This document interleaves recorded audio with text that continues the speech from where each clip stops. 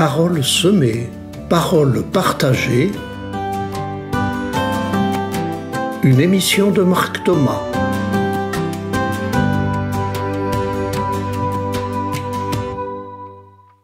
Aujourd'hui, j'intitule cette émission « Déposer et sortir de l'épreuve ».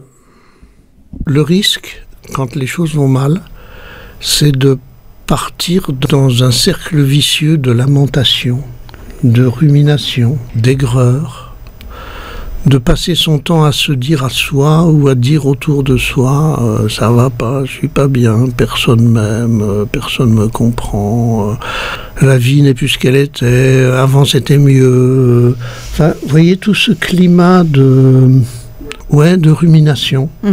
Voilà. Et des fois ça peut aller jusqu'à le suicide ou la gravité des choses. Ça peut aller très vite parce que à force de ruminer l'aigreur, on l'amplifie. À force de répéter que tout va mal, mais effectivement, on amplifie le mal. À force de dire toujours des paroles difficiles, aigres, des lamentations, on s'auto-intoxique dans nos lamentations. Alors, certains vont me dire « Ah ouais, mais toi tu vas bien, alors tu sais pas ce que c'est. » D'abord, vous savez pas si je vais bien. Ce que vous ne savez peut-être pas, c'est qu'au mois d'août, j'ai eu une période extrêmement compliquée, extrêmement difficile. Comment j'en suis sorti ? Eh bien, en me faisant accompagner par une amie, qui est aussi une professionnelle, et en lui disant ce qui me faisait du mal. Et j'ai redécouvert une fois de plus, non pas qu'il fallait que je fasse taire ce qui me déprime ou ce qui me fait mal, mais qu'il faut que je le dépose, non pas en tournant en rond à l'intérieur de moi à ruminer, mais de le déposer auprès d'une personne de confiance qui va me laisser parler, qui va m'écouter, qui va m'accueillir, qui va pas se lamenter avec moi, mais rien que le fait de pouvoir déposer à quelqu'un qui écoute et qui accueille, qui ne me juge pas, rien que ça allège. Et quand je dépose, et quand je mets des mots explicites que quelqu'un entend, je m'entends dire moi-même des choses auxquelles je n'avais pas pensé. Et d'abord, je vais mieux parce que j'ai déposé le poids trop lourd, parce que quelqu'un ne m'a pas écrasé, mais au contraire m'a soutenu et accueilli. Et ensuite, parce que, à travers ce que j'ai dit, où je trouve moi-même, où la personne qui m'accompagne trouve des pistes pour me permettre de voir les choses, non pas de nier la difficulté, mais de la voir sous un autre angle. Et donc peut-être de prendre des itinéraires bis, des autres chemins, et de voir derrière ce qui m'intoxique, derrière ce qui me fait mal, derrière ce qui me fait souffrir, derrière ce qui me fait désespérer, de voir que derrière il y a en fait, si je suis si désespéré, c'est parce qu'il y a un espoir que je voudrais réaliser. Et cette personne, à un moment, elle m'a aidé à dire quel était mon espoir, quel était mon désir. Et puis ensuite, le disant déjà, je disais de manière positive ce qu'avant je disais de manière négative. Et j'ai exprimé mon désir, et j'ai cherché avec elle, et elle m'a aidé à chercher. Elle ne m'a pas donné de solution. Mais en nommant mon désir, en sachant qu'il était légitime, comment je peux réaliser ce désir ? Bien souvent, la solution, elle est en nous, mais on a besoin d'être aidé, on a besoin d'être écouté, ce qui n'est pas toujours évident.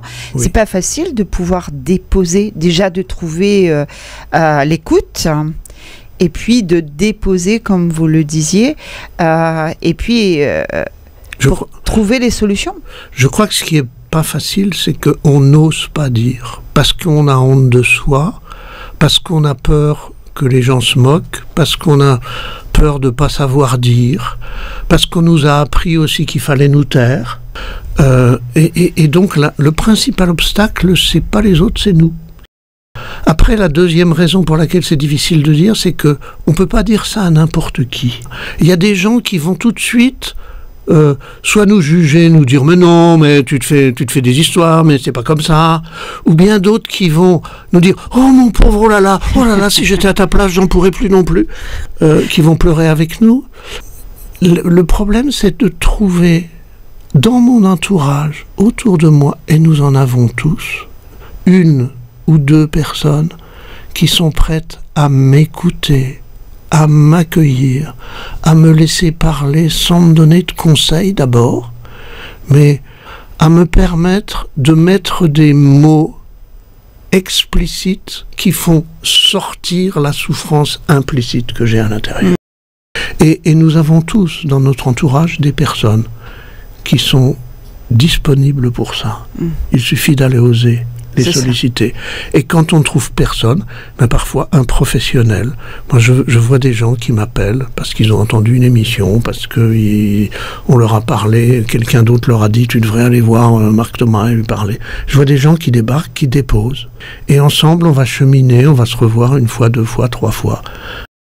Je vais pas leur dire tu dois ci ou tu dois ça. Je vais même pas savoir quand ils arrivent. On croit que le psy, il sait tout de nous, mais absolument pas. Il sait rien. Il sait simplement vous écouter et vous permettre de vous exprimer. Et c'est dans ce que vous dites et dans ce que vous déposez qu'on va trouver ensemble un chemin.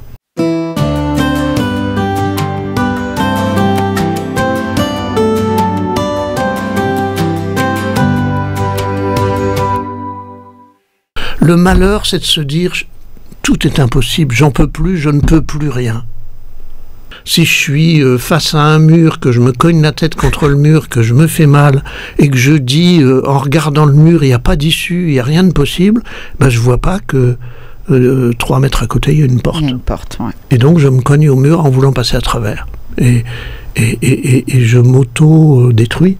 On a vraiment le droit de crier sa souffrance. Il ne faut surtout pas se taire. Ne croyez pas que c'est ça que je dis, bien au contraire. Ouais.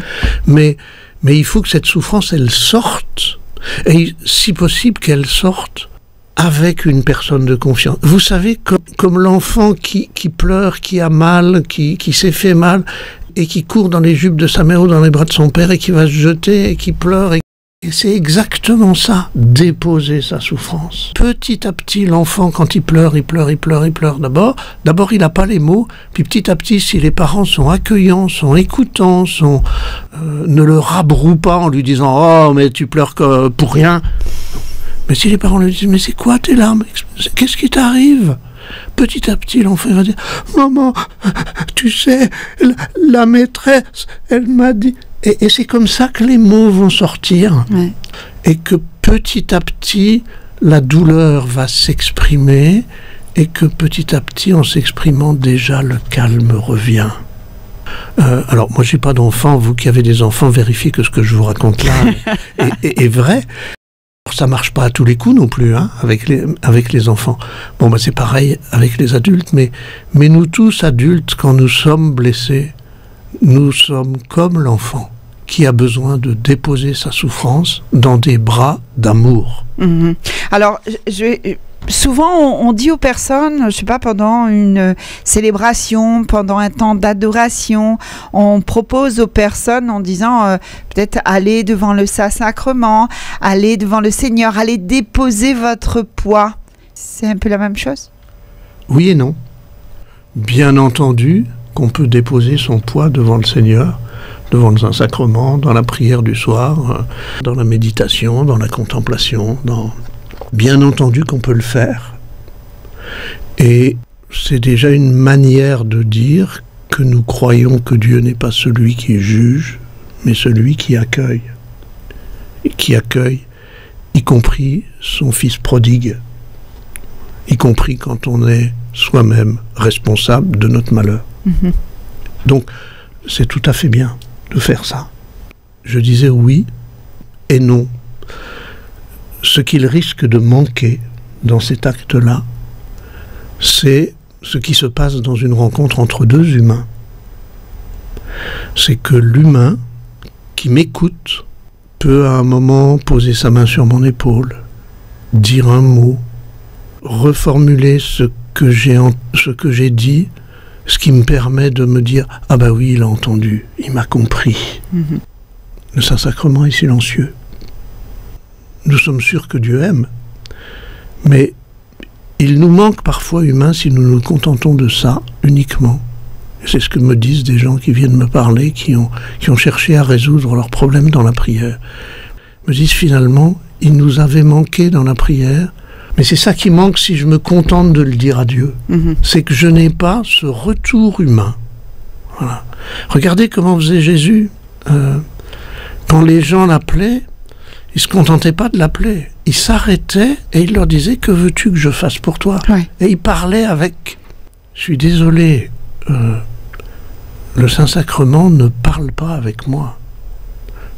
Je peux ressentir du mieux-être et du bonheur parce que je crois que ce Dieu-là est en train de m'accueillir.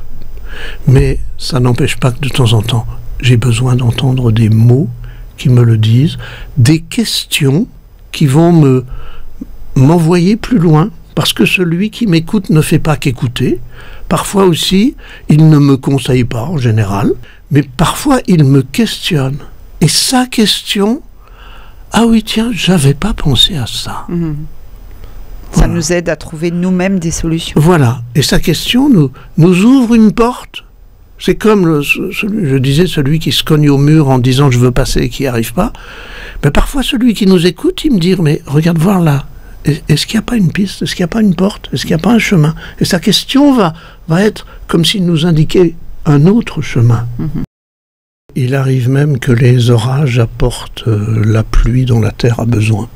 C'est ça. Il arrive même que les orages dans nos vies, qu'il ne faut jamais chercher ni justifier, mais il arrive même que les orages dans nos vies viennent ameublir nos sols intérieurs et viennent révéler des ressources que nous n'imaginions pas.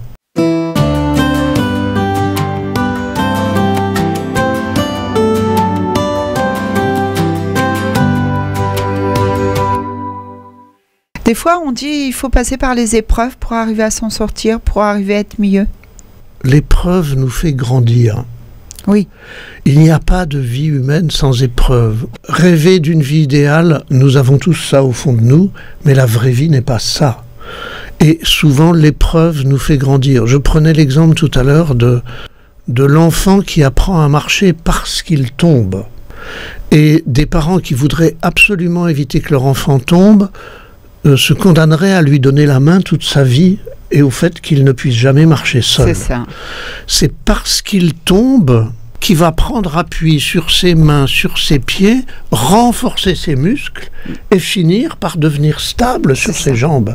C'est parce qu'il est tombé et qu'il s'est relevé tout seul qu'il apprend à marcher. Eh ben, c'est ça le rôle de l'épreuve dans nos vies. Alors je ne dis pas qu'elle est nécessaire. Sans chercher l'épreuve, en cherchant à s'en protéger, en cherchant à la canaliser, mais l'épreuve fait partie de notre chemin de bonheur. J'ai traversé pour ma part des moments d'épreuve, j'ai traversé une grande période de tsunami dans ma vie, qui a tout bousculé, tout bouleversé, dont je ne savais plus comment j'allais en sortir.